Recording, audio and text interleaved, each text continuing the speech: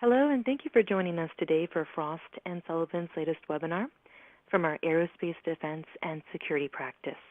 Today's event is titled Global Commercial Drone Outlook, Trends and Technologies That Will Drive Growth. My name is Anna, and I oversee Frost & Sullivan's Growth Innovation and Leadership Briefings.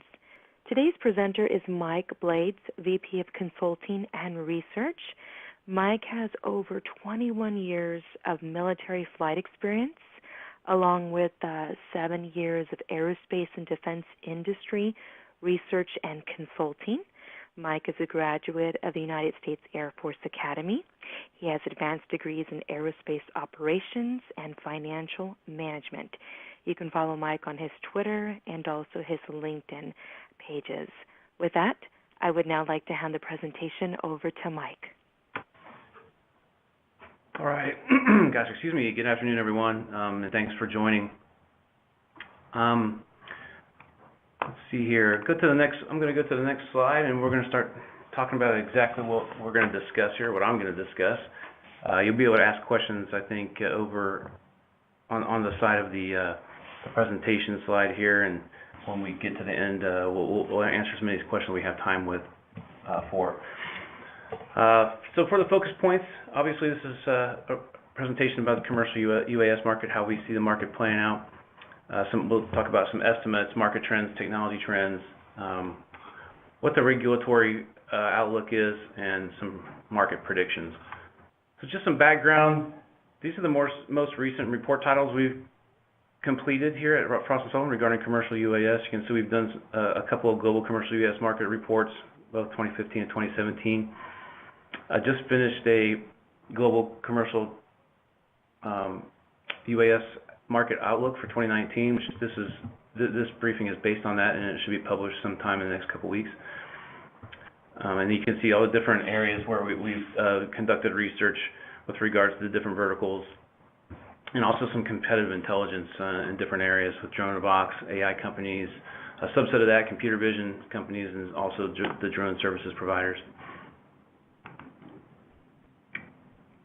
And we have a full question here. If you wouldn't mind answering this, we're trying to find out of the attendees who would like what they are hoping most to get from this presentation, whether it's the drone market size, the market trends, opportunities for growth in the market, or something else.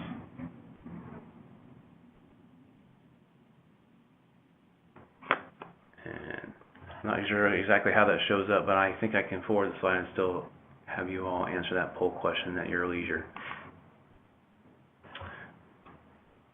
Okay, so it skipped right past that introduction slide. Basically, it's just a slide saying we're going to talk about the commercial UAS market forecast now. And so overall, this is what we're seeing, or this is what everybody wants to see, a big hockey stick with all the hype. This is what we're actually seeing, some steady growth, mainly driven by the fact that regulatory agencies are notoriously slow, especially in aviation, and we're seeing more of a consistent growth, pretty much spurred by Part 107 and the addition of regulations that are sort of mirroring that around the world. This is how we see segmentation. So different subsegments under each of these categories, but there's the delivery by drone, inspections and monitoring, mapping, surveying, aerial photography and video, precision ag, pseudo-satellites, which is pretty much not a market yet, but it will be in the future probably. We think it will be anyways. Might be more geared towards the military, but there'll be some commercial applications as well, like replacing communication satellites and things of that nature. Also research and training, and then surveillance and disaster response. Obviously, any of those areas on the commercial side would be where companies can make a profit doing any of those applications. And here's poll question 2. So kind of trying to understand of the attendees where people are on this list. If you're either a drone operator, if you provide services, or if you provide something other than services where you either provide hardware or software, or maybe you don't do any of those things and we just select the other. So that's our second poll question, just to get an idea of what the attendee makeup is here. So here's our platform market estimate. You can see that's both based on revenue and units. So I included 2017 because 2018 just finished, but This was a estimate developed from a lot of research conducted on actual platform sales and how many companies there are around the world in different areas that have actually registered commercial drones with their different CAAs. So you can see here we have revenues that are increasing steadily through next year, but then we see a jump in 2021. That's, as you can see from the chart highlight below, we think that's about when the beyond visual line of sight rule will be in place, at least in the U.S. And again, probably just like registration, we think the global rules will sort of follow in line. But as you see in 2022, we see that sort of leveling off and that being that jump.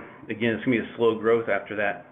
You have a lot of new regulations coming into view or into place in large economies like India and China, but especially in India, not exactly sure how that supply chain is going to work. If people are going to be able to do like what they do here and just go down to Best Buy and buy drones. So there's still very restrictive rules. It's not a ban anymore, which is good, but again, the growth is still going to be slow even after the beyond visual line of sight rule comes into place and gives us that little bump.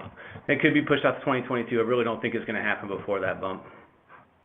So services market estimates. This is a difficult portion of the market to estimate. There's hundreds, maybe thousands of small businesses conducting commercial drone services, anywhere from, companies that take pictures of real estate all the way up to the big, large corporations like Honeywell and GE that are getting into the drone business. And a lot of you online probably know Colin Snow and his company's latest survey in 2018 found out that only 12% of the drone service providers are making $100K each a year. So the revenues aren't high, but there's a lot of them, so it's a very fragmented market. And just from a project I'm working on now, I'm estimating that the top 20 drone services providers in 2018 probably had about 100 million revenues. So that's about the best we can do right now. And if you see reports out there saying what the drone services provider market is globally, it's probably just sort of a guesstimate and some sort of forecasting model used to do that kind of work. So here's some technology trends we're seeing. Autonomy is taking hold. A lot of drones are semi-autonomous now, but we're probably only 2 to 3 years from fully autonomous. We still need some things like automatic see or sense and avoid equipment, some better AI for data processing and for better computer vision for automating those drones, but a lot of companies are working on those types of technologies.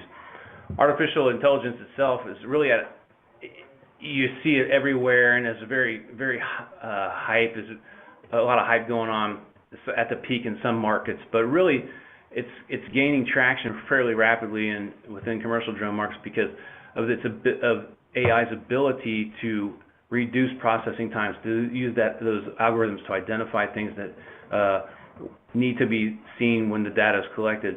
Obviously, you need a lot of data in order to make the machine learning algorithms learn, but it's progressing quite nicely, and a lot of companies are really focusing on that so they can have some sort of advantage over their competitors.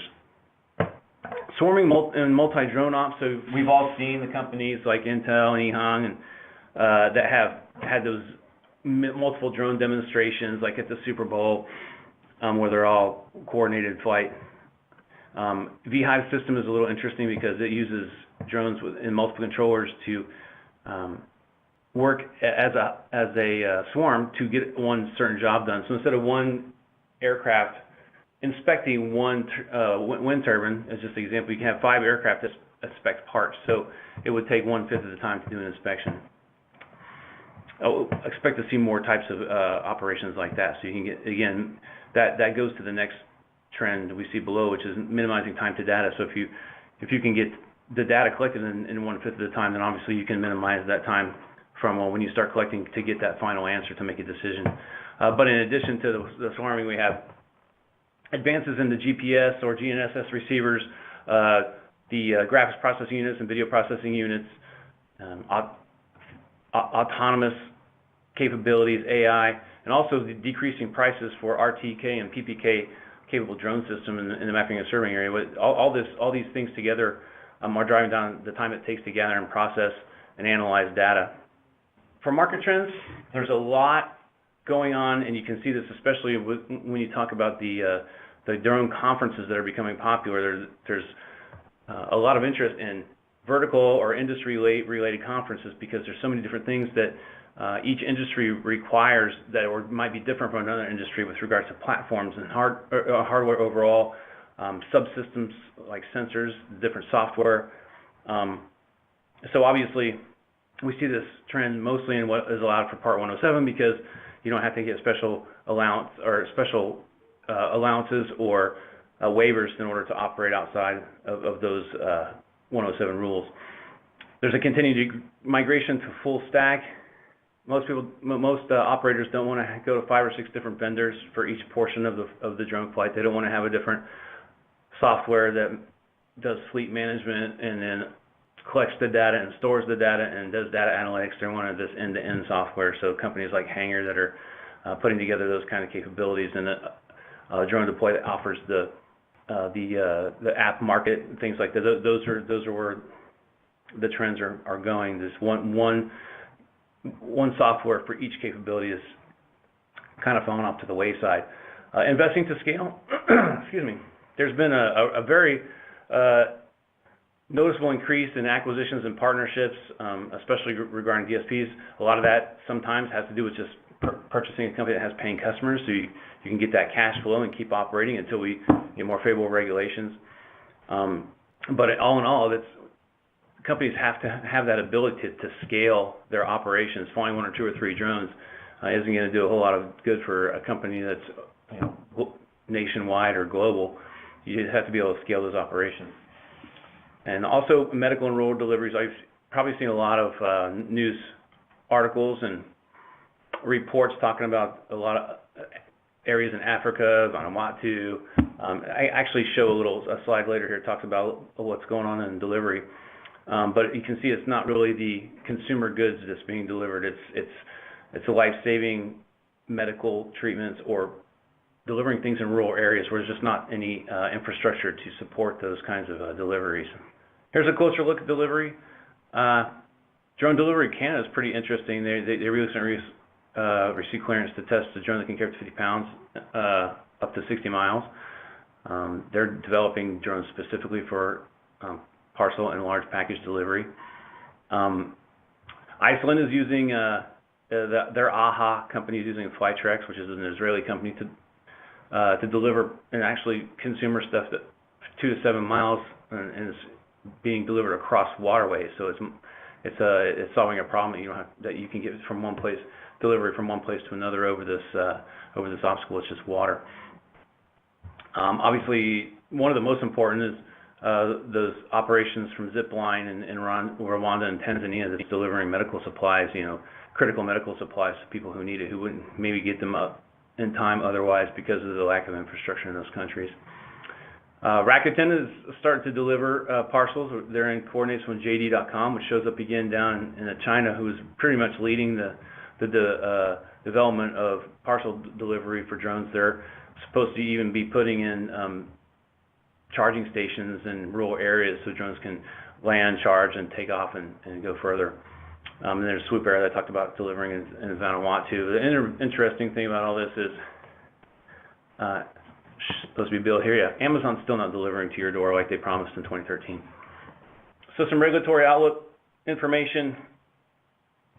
Europe adopted the Amsterdam Declaration to homogenize drone operating rules throughout the EU. CAA's published more restrictive rules on recreational and commercial drone use, which take effect 1 June. You can read online what the pluses and minuses are about that. It's just interesting. And then obviously the FAA recently put in their NPRMs for beyond visual line of sight and operations over people. I mean, the FAA administrator already said that BVLOS won't happen without the remote ID. So that's even going to take a while for us to figure out what remote ID is going to be and what the requirements for that are. What kind of frequency is going to use, what kind of equipage are you going to have to need to meet remote ID requirements. Saudi Arabia recently opened up registration for their recreational commercial drones. They had a ban previously, and also obviously in a bigger region with a bigger economy, India also lifted their drone ban recently. Their rules are still very restrictive, but they're already working on their 2.0 version of their rules, which is supposed to be more risk-based rather than prescriptive for using commercial drones in a safe environment. So, and some growth opportunities. Basically, we evaluate the markets and we try and help our clients understand where they can look to enter a market or expand within a current market that they're in order to increase their growth. So, the first area is AI and machine learning. Talked about that earlier. There's a lot of companies that are trying to increase the capabilities of their software, especially in the data analytics side by using AI. So companies that invest in that and again can reduce that and minimize that time to data. So where you have maybe even the capability of getting this answer at the end is presented to you. Here's the information we gathered. Goes to the executive and it presents them with either a yes or no question, or the answer is either yes or no. It doesn't. The idea is to have the data give you the easiest decision-making process possible for either strategic planning or whatever fits your business model.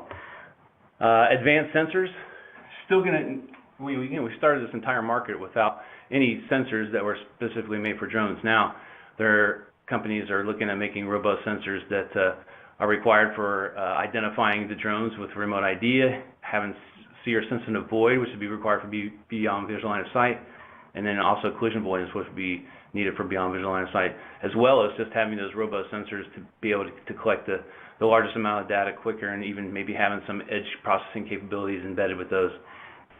Minimizing time to data, I talked about that, but it's also a growth opportunity. So anything that a company can provide in that supply chain from a platform or software perspective that allows us to minimize the time it takes to collect, store, process, and analyze data is a growth opportunity.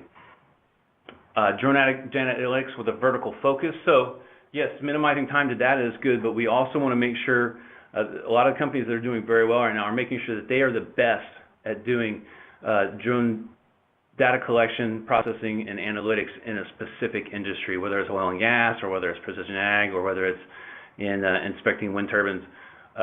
Some of those areas have lots of competition, so you want to be the best. You want to have the best data, you want to get it the quickest, and be able to provide those answers all at a reasonable ROI. And we also, there's going to be significant, there are now, but obviously there will be more growth opportunities in systems that increase safety. So ballistic parachutes, so you can fly over people, prop shrouds, ducted propellers, frangible platforms, and or just redundant systems, so redundant communication systems that allow for beyond visual line of sight, or just longer distance operations, because you are going to be able to ensure that that C2 connection is made. They also had a real interesting, and if anyone's seen it, that caught my attention, an algorithm, I think the company is called Verifly, that if a quad rotor loses one motor or two motors, as long as they're not adjacent to each other, it stabilizes the drone so it can land without just careening into somebody. So that's a very interesting technology that's just software driven that could increase the ability for aircraft to be certified to fly over people, or at least making it a requirement to fly over, to have that capability to fly over crowds. Some market predictions. I've been talking about this for a couple of years, and it actually has happened, especially with Airware shutting its doors last year. But there's still more platform makers that aren't going to make it. And I see even some of the transitional drone makers going away soon.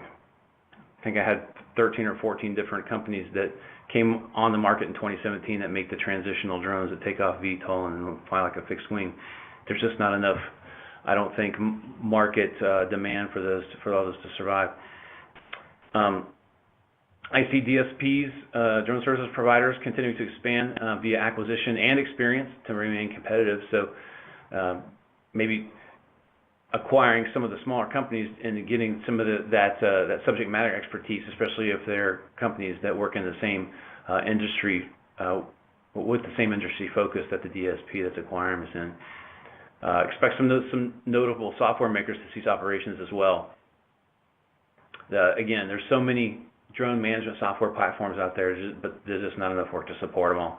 Some will go away, some will get acquired. we'll see steady but notable growth. Industry adoption will still grow steadily but significantly. As the actual decision makers in the companies become educated on the real benefits of drones, whether it's a financial benefit or a safety benefit or a time savings benefit or a combination of those. Growth also going to be driven by the lifting of commercial drone bans in key countries, as well as just once those drone bans are lifted, going through the same process that we've gone through here in the U.S., where people, our companies are learning how to make drones work for them as a tool. Business is not easy, so they're going to have to learn, just like the businesses we've had here in the U.S. and in Europe, as to how to best make out on their ROI with using drones. AI and edge processing, I think, are two things that are really going to drive growth. AI is going to enable autonomous operations through computer vision, but it's also going to streamline the process for collecting, processing, and analyzing the huge amount of data that comes in through drone sensors. And obviously, as those sensors get better, you're going to have more data. And then that goes to the edge processing point, that as we collect more data, we need to process at the point of collection, because you don't really need to send all that data down a limited data link. Only the data that you really need should go down that data link to be stored and or processed and analyzed through the cloud. I see energy and infrastructure as the industries they're going to see the greatest interest in commercial drones, just because of the great number of applications within those two verticals and the cost savings within it. It's very easy, and it also mentions the safety benefits. Their safety is paramount as well, but it's very easy to justify owning drones to inspect something like a flare stack when you can, or just excuse me, an oil refining facility where you can save millions of dollars in just a few days by not having to shut that plant down in order to do these inspections. The ROI areas, obviously, where ROI is pretty much in your face, it's going to be easy for those industries to adopt drones. The last prediction, there's a promise of 5G delays. 5G is kind of on the same hype train as AI. It's got a lot of potential, but it uses millimeter wave technology, which is about 1/10 of the range. If I'm not mistaken, it's 1/5 or 1/10. I'm sorry, I can't remember. I think it's 1/10 of the range of 4G LTE. So obviously, it's going to take a while for this to become a big deal. It'll be more useful in the urban areas, because you can put more antennas around and to mitigate that shorter distance that 5G. But the use of 5G in the future is where you can transfer so much more data at such a higher rate with lower latency than what the current 4G has. There's amazing potential. It's just not going to happen as quickly, I think, as the 5G advocates would want you to think. Some key technologies for the future. This is something we've been adding to our reports lately, just to give people information on some of the things that are sort of on the leading edge and could be market drivers in the future. So the first one is wireless charging. It's interesting, we have the long distance wireless charging with Global Energy Technologies, I think is the name of the company. I can't remember. I should have had it written down in front of me. But if anybody wants to talk about this kind of stuff, they can obviously contact me after the webinar. I'd love to talk about these things. But they also have a company called Wybotic does the short distance, which basically is the wireless charging for when a drone lands on a charging pad and doesn't need a contact, or when it lands in a drone in a box situation where they don't have to have a contact. There's just a wireless charging transmitter and receiver, one on the drone box itself, and one on the drone, that allows it to recharge the drone without actually having to make a physical contact. Again, we talked about 5G, and again, it's going to be a very interesting process by which that is implemented. And once 5G is widespread, it's going to have huge implications on drones and how they communicate with each other, and how they communicate with other IoT devices. Fuel cells and hybrid propulsion. Energy densities are not increasing that quickly. It's about 3 to 5% a year. So if we want to be able to carry things further heavier and longer, and for longer amounts of time, the answer is going to have to be, for quite some time, some sort of fuel cell or a hybrid propulsion. So look to see those technologies pushing some of the demand, especially for drones that are over 55 pounds. Sensor fusion is interesting. If you look at a company called Brash Tech, they fuse EO, IR, electro-optical, and infrared images with LiDAR, so you don't have to overlay them. They do it at the same time. They come up with some very interesting inspection capabilities that you wouldn't have if you were just using one camera or the other, or they weren't aligned to take the data at the same time. And then blockchain, it could provide the means to enable the autonomous drones and their operations to help ensure safe flights and guaranteed transfer of secure data. That's another interesting sort of way out there concept that I don't totally understand, but I'm working very hard to understand it more every day, because you see blockchain described or attempted to be described almost on a daily basis. So some conclusions and takeaways. So the revenue from platform sales is going to level off. The number of platforms required is going to continue to grow as the regulations allow for more commercial operations. The reason being for that, when you see revenues level off, but you see the platforms numbers still growing, the per platform prices are expected to continue to decrease. Expects considerable consolidation in many areas of the ecosystem, probably throughout 2019 and 2020 as this market grows. It kind of transitions from nascent to a growth market, and the companies that aren't doing well will shake out. And so that's going to include mergers and acquisitions, as well as companies just not operating anymore. Expect autonomy, AI, and advanced sensors and changing global regulatory frameworks to drive the market. The regulations are going to have the most effect depending on when or how long it takes them to open up areas like beyond visual line of sight operations over people. There are still several growth opportunities in the ecosystem. It's not closed off to new entrants. But again, we're transitioning from a nascent market to a growth market as a lot of these industries understand more with operations what they need to do, what they need to improve, and how to save money while they're using drones to improve their operations, and just as a tool to make decision making quicker and at a lower cost. So the growth opportunities aren't just limited to software and hardware, but also the subsystems themselves and developing new sensors.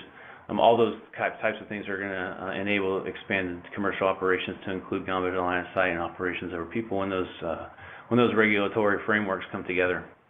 Okay, that's the end of my presentation. I'll open it up for questions. I think I hand it over to Anna, and she'll put the questions up, and I'll try to answer as many as I can. Thank you, Mike. Yes, we have a question here. What was the name of the company providing fused sensors? Brash Tech, BRASH TECH.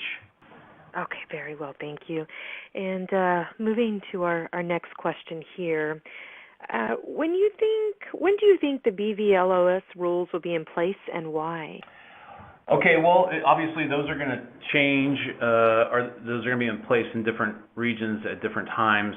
I think the U.S. beyond visual line of sight, obviously the NPRMs now, I think I hinted at it in one of the slides that beyond visual line of sight will probably be somewhere 2021, beginning or end of 2021, maybe into 2022. I don't think it's going to happen next year or two, because again, we have to have remote ID according to the FAA.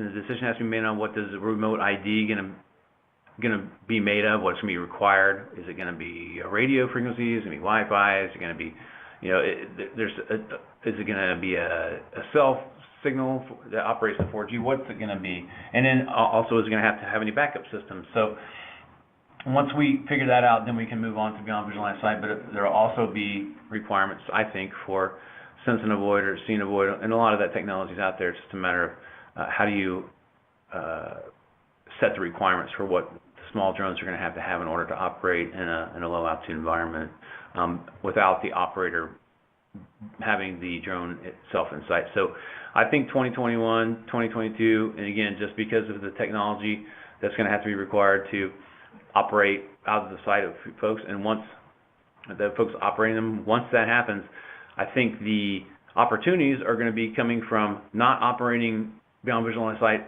over the horizon, but operating drones off-site through some sort of command post or command center where you don't have to actually be where the drone is in order for it to conduct whatever application it's conducting, whether it's an inspection or some sort of security function, whatever that may be. Thank you. And speaking of drones, which industries do you think will benefit the most from drone use in the future? Well, the industries that seem to be benefiting most now are mapping and surveying, and you can see a lot of development there with regards to low-cost RTK and low-cost PPK sensors, and just drones themselves being able to operate with the real-time kinematic and the post-processing kinematic abilities to get sub-centimeter resolutions for mapping and surveying with drones that are less than $10,000. That's a massive thing that is driving some of the capabilities now. But I think that in the future, at least until we get beyond visual line of sight for the next 2 or 3 years, we're going to see more and more adoption within the verticals that have the highest ROIs, like oil and gas, energy, anything that has to do with energy. So it can be renewables or inspecting towers that carry high power line.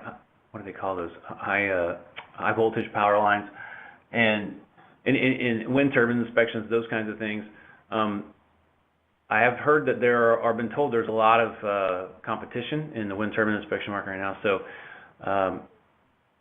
it's kind of, it might be a little bit of a race to the bottom, but all the companies that are doing that aren't going to be around. So it's probably going to shake out to the best of breed working it out there. But all those verticals in energy and mapping and surveying construction, I think, are the ones that are probably going to be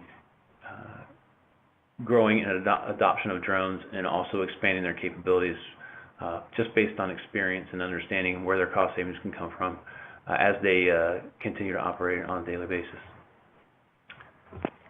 Thank you, Mike. And I see that we don't have any more questions, but I'd like to go quickly back to our poll results. So we asked our audience on our first poll question, what is the main point you hope to get from this presentation? So we have about 50% indicate drone market trends, 33% indicate the drone market size, and lastly, 16% indicate drone market growth opportunities. Our second poll question, we asked our audience, where do you function in the drone ecosystem? And it's a split. We have half of our audience indicate their drone services provider, and then the other half is other. So these are the results from the 2 poll questions. And then I have a question. One of our members is asking, will the on-demand recording be available? And yes, today's session will be available on demand shortly after we have finished. So I do not see any more questions at this time. So this concludes today's session. Again, as Mike mentioned before, please contact us with any additional questions. I've posted his details on your screen. You can call him or you can send him an email. And you can also visit the Aerospace Defense and Security website. It's listed on your attachments tab, and that will give you a little bit more information about what the program entails. And we want to thank everyone for joining us today. Enjoy the rest of your day.